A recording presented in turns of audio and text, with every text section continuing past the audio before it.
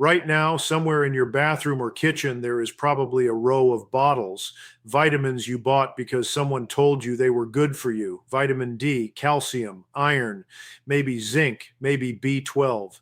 And every morning or every evening, you take several of them at the same time because that is the most convenient way to make sure you do not forget. You are doing what you believe is the right thing for your health. You are taking your vitamins. What nobody told you, what the label on the bottle does not say, and what most doctors never explain in a routine appointment, is that several of the most popular vitamins and minerals taken by Americans over 60 actively block each other's absorption when taken together. That the combination you believe is protecting your bones, your blood, and your immune system may be delivering a fraction of the benefit you think it is. And in certain combinations, for certain people over 60, the interaction is not just inefficient, it is genuinely dangerous. Stay right here, because this information belongs in every senior's medicine cabinet. My name is Dr. James Mercer. I am a board-certified physician with 35 years of clinical practice and over 40,000 patients treated.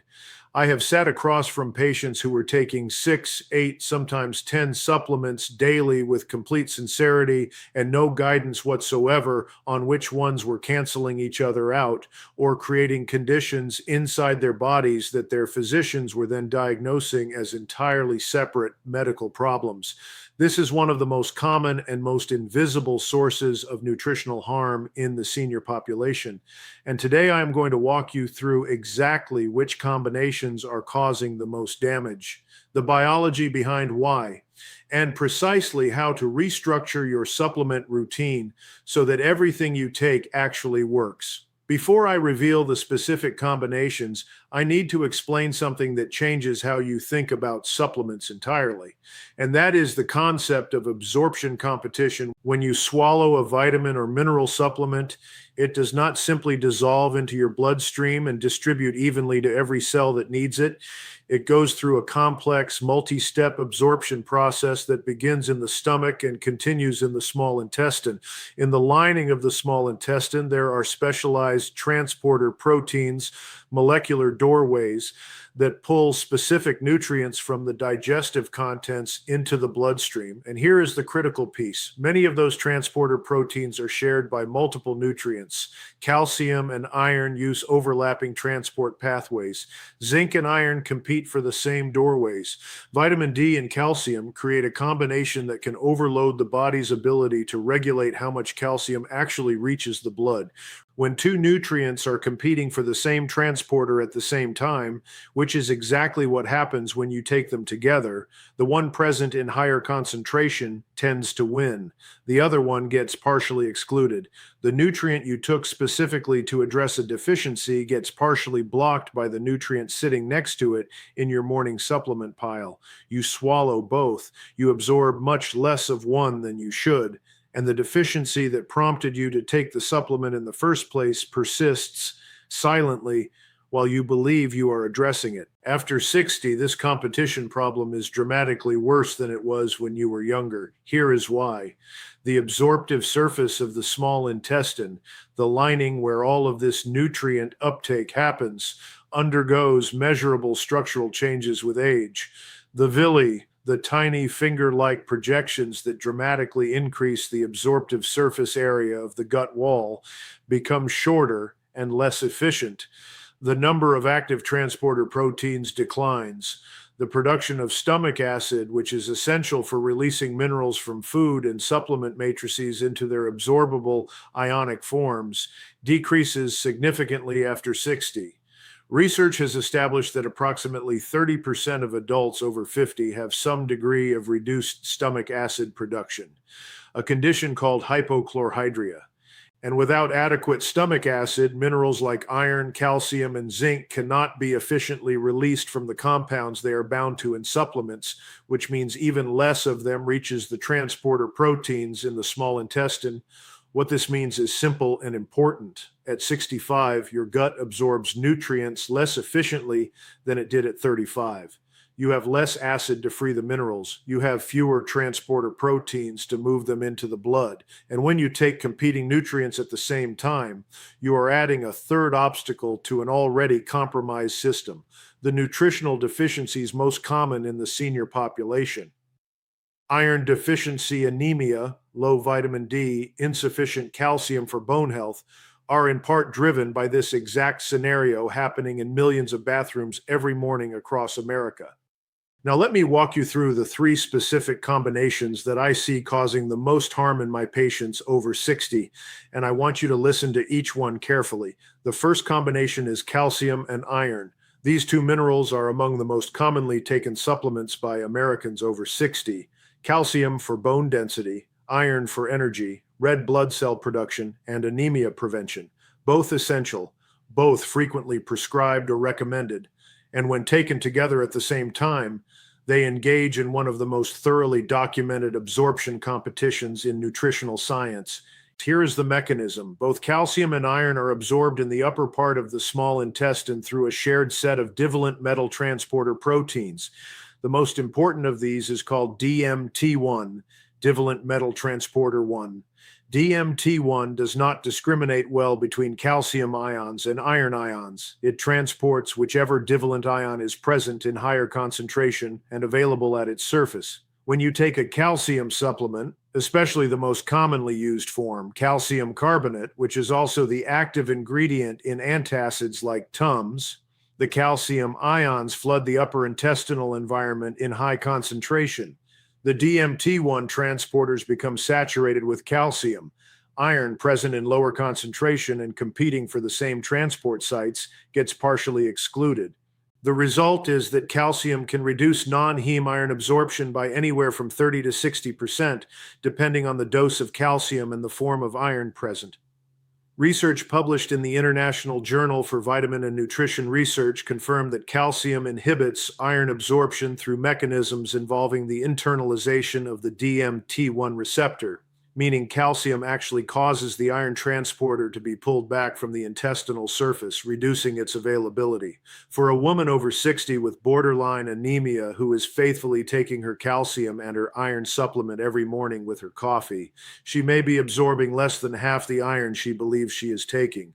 Her anemia persists. Her doctor increases the iron dose. She still takes it with calcium. Nothing improves.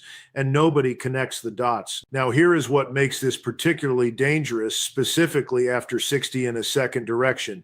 Some seniors are not taking iron because they need more of it. They are getting iron from a multivitamin, from fortified breakfast cereals, from multiple dietary sources, and also taking a calcium supplement. For this group, the calcium is not just competing with iron for absorption. The high-dose calcium supplement is also interacting with another issue entirely.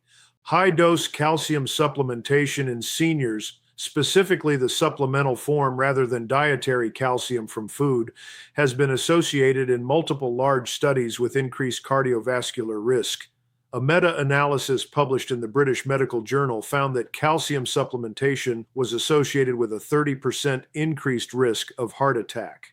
The proposed mechanism involves calcium flooding the bloodstream faster than the body can process it, raising serum calcium levels, and driving calcium deposition into arterial walls rather than into bone.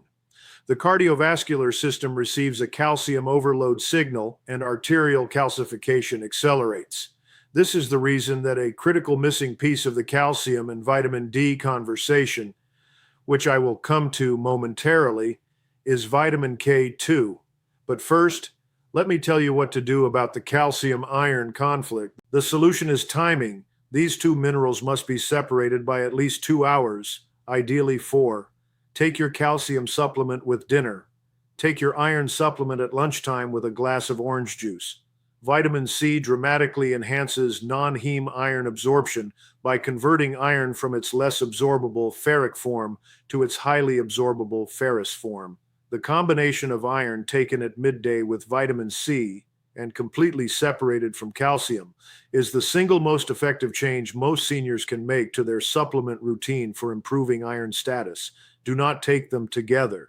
not even in the same multivitamin if you can avoid it. Check every supplement label you own for calcium and iron content and ensure they are taken at different times of day.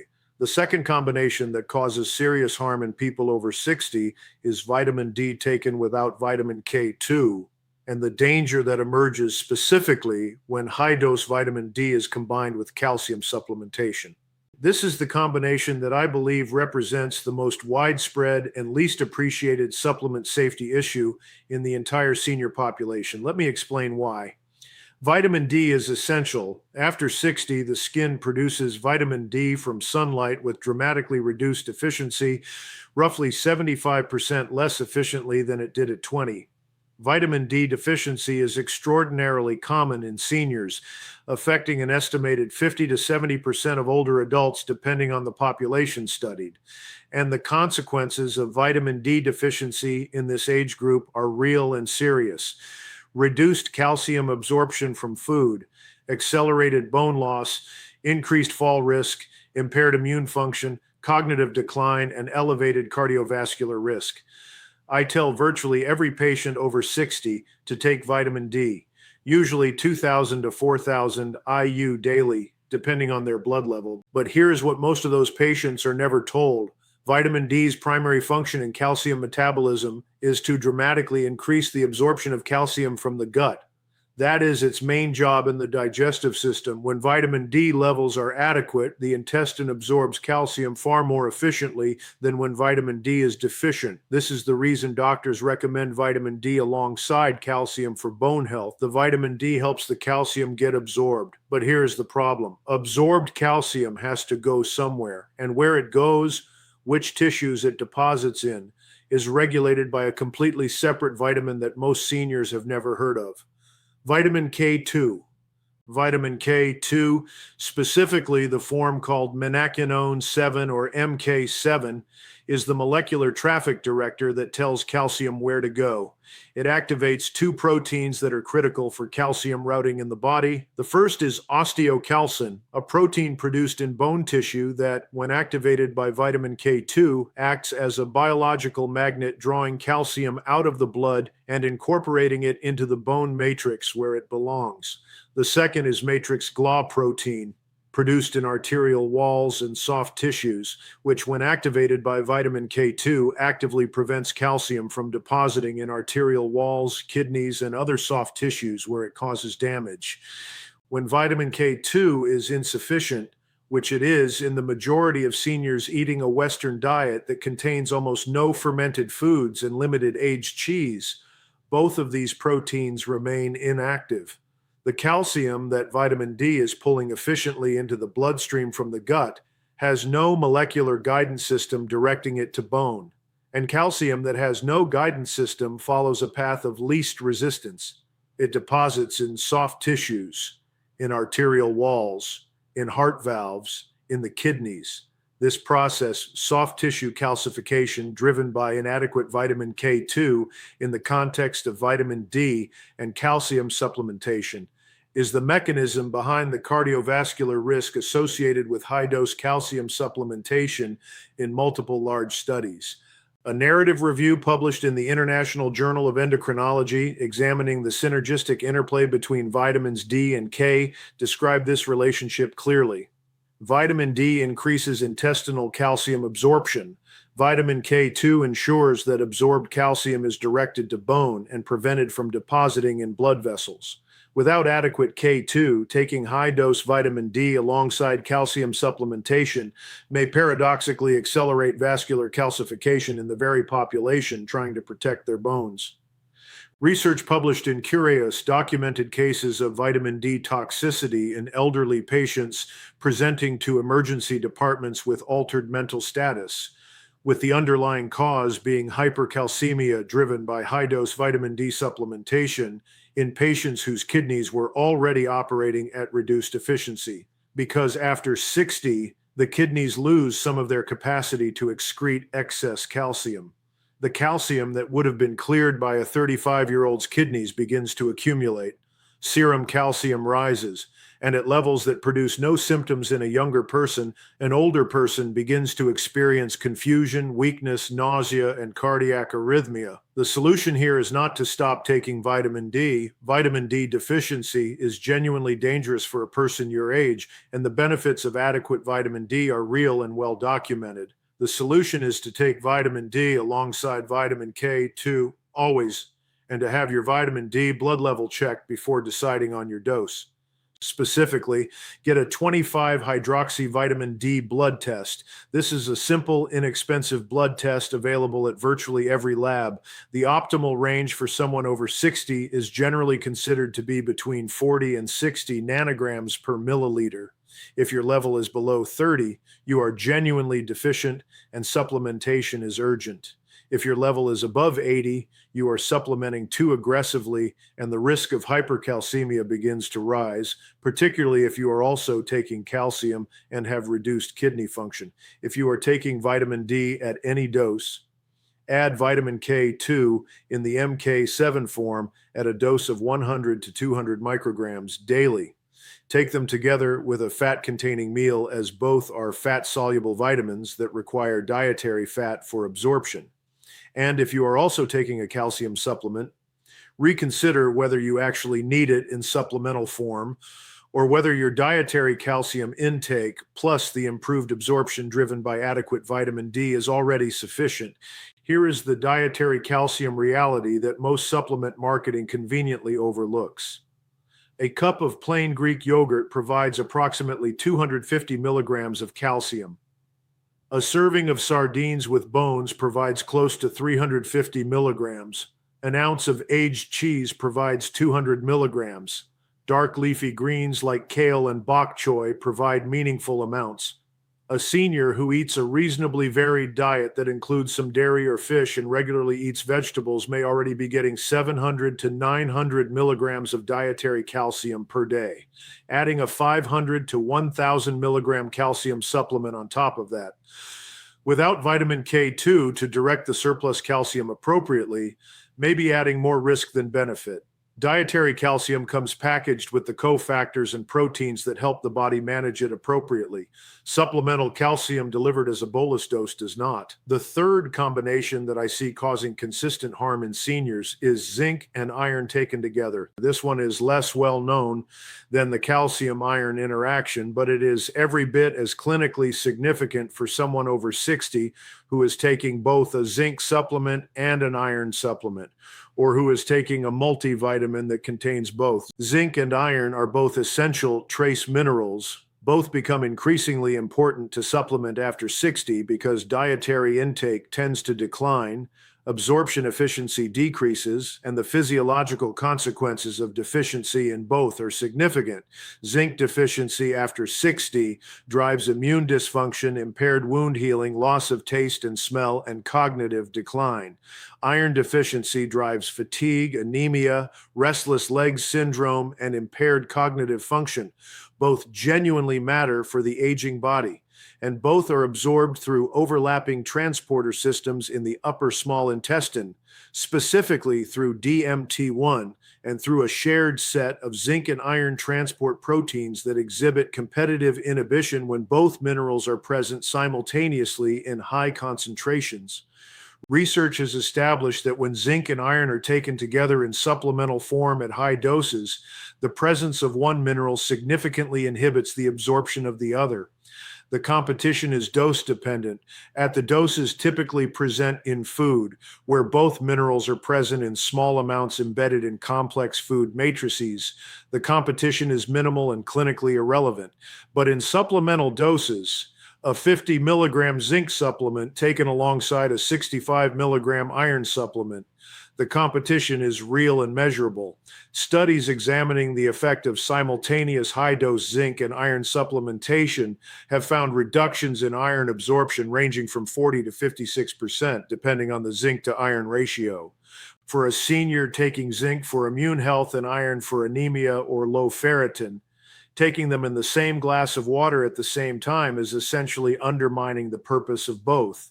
The zinc partially blocks the iron. And in some research, when iron is present in high concentration, it reciprocally inhibits zinc absorption as well. You are spending money on two supplements, creating a biochemical competition in your intestine, and absorbing meaningfully less of both than you believe you are.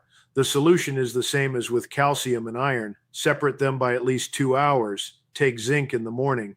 Take iron at lunch with vitamin C. Never combine them in the same meal or the same supplement dose unless the amounts in a multivitamin are small and within the range where the competition is minimal. Now, here is something else I need to tell you about zinc and iron that goes beyond absorption competition. High dose zinc supplementation taken chronically, meaning doses above 40 milligrams per day sustained over weeks and months, can actually induce copper deficiency. Zinc and copper compete for the same intestinal absorption transporter, a protein called metallothionein, with even more efficiency than zinc and iron compete for their shared pathways. Excess zinc preferentially occupies the metallothionein binding sites and essentially starves copper absorption. Copper deficiency in seniors causes its own cascade of problems: impaired bone density, neurological symptoms, anemia that does not respond to iron treatment, and cardiovascular dysfunction. A senior who has been taking a high-dose zinc supplement for immune support for a year without knowing about this interaction may present with anemia that is actually copper deficiency anemia being treated with iron, while the underlying cause, the zinc-depleting copper, goes completely unrecognized. This is the invisible complexity of supplement use in the senior body that the supplement industry has no interest in communicating to you clearly. Now, let me tell you what most physicians never have time to explain about how the supplement industry operates in this country, and why the information I am sharing with you today has not found its way onto the labels of the products you are buying. The supplement industry in the United States generates over $50 billion per year.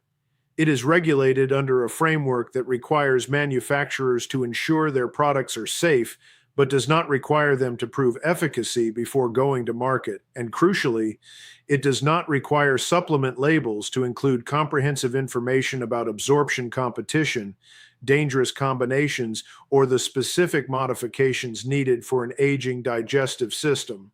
The label tells you what the pill contains. It does not tell you what taking it with calcium will do to its effectiveness. It does not tell you that the iron dose you are taking is being blocked every morning by the calcium you take in the same glass. It does not tell you that the vitamin D you are taking without K2 may be directing calcium into your arterial walls. That information gap exists not because the science is unclear. The science on these interactions is published, replicated, and peer-reviewed. The gap exists because closing it would reduce sales. If every calcium supplement label said do not take with iron, take with vitamin K2, and have your vitamin D level checked before determining your dose, some proportion of buyers would feel uncertain and stop buying. So the information is not on the label, and it is not consistently reaching patients in short clinical appointments. And the result is tens of millions of seniors taking combination supplement regimens that are partially self-defeating and in some cases actively harmful. I am not telling you to stop taking supplements. I am telling you to take them correctly for the aging body, at the right times, in the right combinations, with the right cofactors. The difference between a supplement regimen that actually works and one that merely costs you money and generates false confidence in your health management is information, and you now have it. Let me walk you through 3 futures, and I want each one to land with you. In the first future, you hear what I said today, and the convenience of your current routine wins out. Tomorrow morning, you take your calcium, your iron, and your zinc together the way you always have. The absorption competition continues. The iron you are taking for your energy and your ferritin levels remains partially blocked by the calcium sitting in the same gut environment. The zinc you take for immune support partially competes with the iron you need for your blood. And the vitamin D you take every day continues to pull calcium into the bloodstream without vitamin K2 to direct it where it belongs. You believe you are protected. You may be paying several $100s a year for supplements that are delivering a fraction of their intended benefit. In the second future, you separate the calcium and iron. That is the one change you make. The iron absorption improves meaningfully over the next 4 to 6 weeks. Your energy improves somewhat, but you have not addressed the vitamin D and K2 issue. The calcium continues to be routed suboptimally. The vascular calcification risk that inadequate K2 creates continues in the background. Partial implementation, partial protection. In the third future this week, you reorganize your supplement routine completely. Calcium with dinner, separated from everything else by several hours. Iron at lunch with a glass of orange juice or a vitamin C rich food. Zinc in the morning on its own, at doses no higher than 25 to 40 milligrams, unless your physician has specifically recommended otherwise. You add vitamin K2 in the MK7 form to your morning routine alongside your vitamin D. You contact your doctor and request a 25-hydroxy vitamin D blood test to confirm your supplementation dose is appropriate for your actual blood level. And you run through every multivitamin and combination supplement you own and check whether the calcium and iron content are being delivered at the same time. Within 60 days, your supplement regimen is working. The nutrients you are spending money on are actually reaching the tissues that need them, and the combination effects that were creating subtle harm have been eliminated. That third future costs you nothing more than information and an extra 10 minutes of planning. Here is my direct medical opinion. The supplement industry has been allowed to sell complexity without providing comprehension. The human body after 60 is a more nuanced biochemical environment than it was at 35. It absorbs differently, it processes differently, it is more vulnerable to accumulation and competition effects.